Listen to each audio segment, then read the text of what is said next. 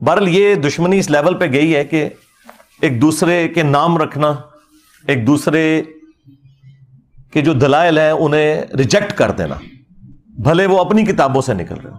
اس کی آپ کو میں ایک نمائندہ مثال دیتا ہوں، وہ کالا لباس پہننا۔ سنیوں کے بچے کو یہ رٹایا گیا کہ یہ کالا لباس جو ہے یہ جہنمیوں کا لباس ہے، نعوذ باللہ من ذالک۔ اور پوچھیں یہ لکھا کہاں ہوا ہے؟ کس حدیث کی کتاب میں لکھا ہوا ہے؟ تو وہ یہ کہیں گے کہ علماء فرماتے ہیں۔ اگر علماء فرما رہے ہیں تو اس کا مطلب ہے کہ پھر علماء غداری کر رہے ہیں، اگر یہ حدیث کی کتابوں میں نہیں لکھا ہوا۔ علماء پر تو غداری کا فتویٰ لگانا مرزے کے لیے بڑا آسان ہے، لیکن جب ہم بتائیں گے کہ یہ بات کہاں لکھی ہوئی ہے تو اس وقت مرزے کو سانپ سونگھ جائے گا اور مرزے کی پوری ذریت کے کانوں سے دھواں نکلے گا۔ جہاں یہ بات لکھی ہوئی ہے مرزا ان پر کبھی بھی غداری کا فتویٰ نہیں لگائے گا، کیونکہ وہ تو مرزے کے خود روحانی ابے نکلیں گے، اور مرزا یہ کیسے برداشت کر سکتا ہے کہ مرزے کے روحانی ابوں کو غدار کہا جائے۔ خیر، مرزے کی بقیہ بات بھی آپ سن لیں۔ تو نبی علیہ السلام کا جھنڈا بھی کالا، آپ کا کرتا مبارک بھی، جبہ بھی کالا، آپ کی چادر بھی کالی، آپ کی پگڑی بھی کالی۔ اب مجھے بتائیں کون سی چیز پیچھے رہ گئی ہے؟ لیکن دشمنی اس لیول کے اوپر کہ کہا کہ جہنمیوں والا لباس ہے۔ جی ابھی پتہ چل جائے گا کہ دشمن کون ہے۔ اب مجھے بتائیں کیا ایسا شخص اپنے ایمان کے بارے میں دقت نظر سے دیکھے گا کہ جو نبی صلی اللہ علیہ وآلہ وسلم کے سنت لباس کو صرف ایک فرقے کی آڑ میں جہنمیوں والا لباس کہتے ہیں؟ مرزے کے بقول کالے لباس کو جہنمیوں کا لباس کہنا ایمان کے منافی ہے۔ ایسا بندہ اپنے ایمان پر نظر ثانی کرے۔ اب جب ہم بتائیں گے کہ کن کتابوں میں یہ بات لکھی ہے، مرزے کو سانپ سونگھ جائے گا اور ان کو کبھی بھی یہ نہیں کہے گا کہ یہ ایمان پر نظر ثانی کریں۔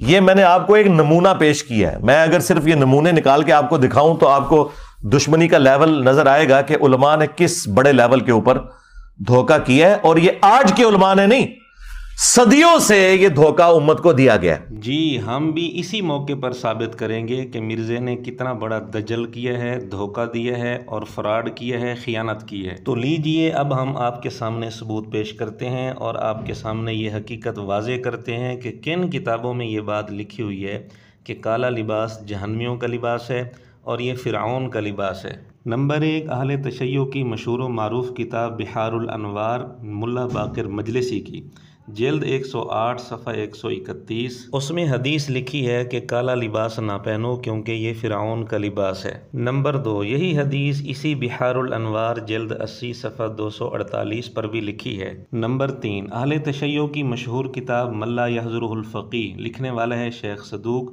روایت نمبر ہے 766۔ امام جعفر صادق رحمۃ اللہ علیہ کا قول لکھا ہے کہ کالے رنگ کی ٹوپی پہن کر نماز نہ پڑھو کیونکہ یہ جہنمیوں کا لباس ہے۔ اس سے اگلی روایت سیدنا علی رضی اللہ تعالیٰ عنہ کا فرمان لکھا ہے کالا لباس نہ پہنو کیونکہ یہ فرعون کا لباس ہے۔ اس سے اگلی روایت میں لکھا ہے رسول اللہ صلی اللہ علیہ وآلہ وسلم کالے رنگ کو ناپسند فرماتے تھے، البتہ کالی پگڑی، کالا موزہ اور کالی چادر اس کو ناپسند نہیں فرماتے تھے۔ اس سے معلوم ہوا کالی قمیص، کالی شلوار، کالا تہبند اس کو آپ علیہ الصلوۃ والسلام ناپسند فرماتے تھے، اور یہ اہل تشیع کی مشہور کتب کے اندر یہ حدیث لکھی ہے۔ نمبر 4، کتاب کا نام علل الشرائع، لکھنے والا شیخ صدوق، جلد 2 صفحہ 347، اس میں بھی سیدنا علی رضی اللہ تعالیٰ عنہ کا فرمان لکھا ہے کالا لباس نہ پہنو کیونکہ یہ فرعون کا لباس ہے۔ نمبر 5، اہل تشیع کی مشہور کتاب وسائل الشیعہ، جلد 4 صفحہ 383 پر مختلف احادیث لکھی ہیں کہ آپ علیہ الصلوۃ والسلام کالے لباس کو ناپسند فرماتے تھے سوائے پگڑی، موزہ اور چادر کے، اور اسی طرح یہ بھی سیدنا علی رضی اللہ تعالیٰ عنہ کا فرمان لکھا ہے کہ کالا لباس فرعون کا لباس ہے، اور یہ مسئلہ بھی لکھا ہے کہ کالے لباس میں نماز نہیں پڑھنی چاہیے سوائے کالی پگڑی، کالے موزے اور کالی چادر کے۔ نمبر 6، شیعوں کی مشہور کتاب الانتصار، جلد 9 صفحہ 243 پر بھی یہ احادیث روایات بھی لکھی ہیں اور مسئلہ بھی لکھا ہے کہ کالے لباس میں نماز مکروہ ہے سوائے پگڑی کے، یعنی اگر پگڑی کالی ہو تو نماز مکروہ نہیں ہے۔ اس کا مطلب یہ ہوا کہ اگر قمیص کالی ہو، شلوار یا تہبند کالا ہو تو نماز شیعوں کی کتابوں کے مطابق مکروہ ہے۔ نمبر 7، شیعوں کی مشہور کتاب جواہر الکلام جلد 8 صفحہ 231 پر یہ ساری تفصیل لکھی ہے، روایات بھی لکھی ہیں اور مسئلہ بھی لکھا ہے کہ کالے لباس میں نماز مکروہ ہے۔ نمبر 8، اہل تشیع کی مشہور و معروف مستند کتاب الکافی جلد 6 صفحہ 449، اس میں باقاعدہ چیپٹر ہے باب لبس السواد، کالا کپڑا پہننا، کالا لباس پہننا۔ اس میں بھی وہ روایات لکھی ہیں، آپ علیہ الصلوۃ والسلام کی حدیث بھی لکھی ہے کہ حضور علیہ السلام کالے لباس کو ناپسند فرماتے تھے سوائے پگڑی، چادر اور موزے کے۔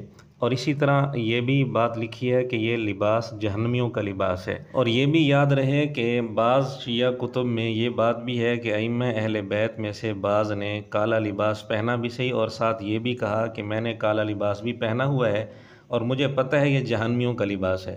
تو اہل تشیع کی کتب کے اندر خود یہ توجیہ کی ہوئی ہے کہ یہ ان کا کالا لباس پہننا بطور تکیہ کے تھا، یعنی اصل مسئلہ یہی ہے کہ یہ لباس منع ہے لیکن تکیہ کے طور پر وہ پہن لیتے تھے کبھی کبھی۔ اور بعض اہل تشیع کی کتب میں یہ توجیہ بھی کی ہوئی ہے کہ جہاں اس قسم کی روایات ہیں تو ان کا مقصد یہ ہے کہ جائز تو ہے لیکن مکروہ ہے۔ اس کا مطلب یہ ہوا کہ اہل تشیع کی روایات اس پر متفق ہیں کہ کالا لباس کم از کم مکروہ تو ہے، اور اسی طرح کالے لباس میں نماز پڑھنا بھی مکروہ ہے سوائے پگڑی، موزہ اور چادر کے۔ یہ ہم نے چند ایک حوالے پیش کیے ہیں، ورنہ اس کے علاوہ بھی بہت سارے حوالے پیش کیے جا سکتے ہیں اہل تشیع کی مشہور مستند اور معتبر کتب سے۔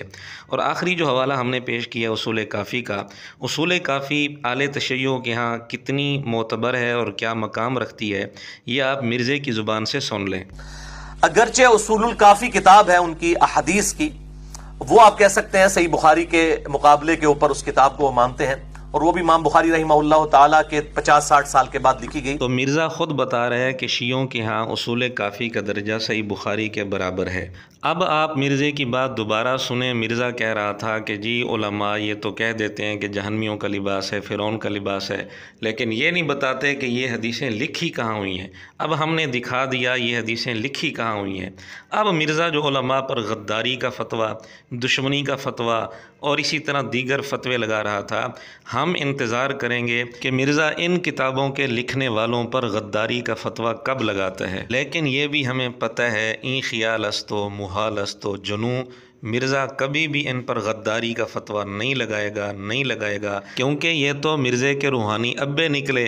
اپنے روحانی ابوں پر مرزا غداری کا فتویٰ کیسے لگا سکتا ہے؟ علماء پر تو یہ فتوے لگا رہا تھا کہ جی انہوں نے جو یہ بات کر دی تو یہ اپنے ایمان پر نظر ثانی کریں۔ کیا ان کتابوں کے لکھنے والوں پر بھی مرزا یہ فتویٰ لگائے گا اور ان کتابوں کے ماننے والوں پر بھی مرزا یہ فتویٰ لگائے گا کہ یہ لوگ اپنے ایمان پر نظر ثانی کریں؟ حضور علیہ الصلوۃ والسلام کے سنت لباس کے متعلق اس قسم کی باتیں انہوں نے لکھی ہوئی ہیں، مرزا کبھی بھی ان پر یہ فتوے نہیں لگائے گا۔ تو پھر یہ بات واضح ہو گئی کہ مرزا منافق ہے۔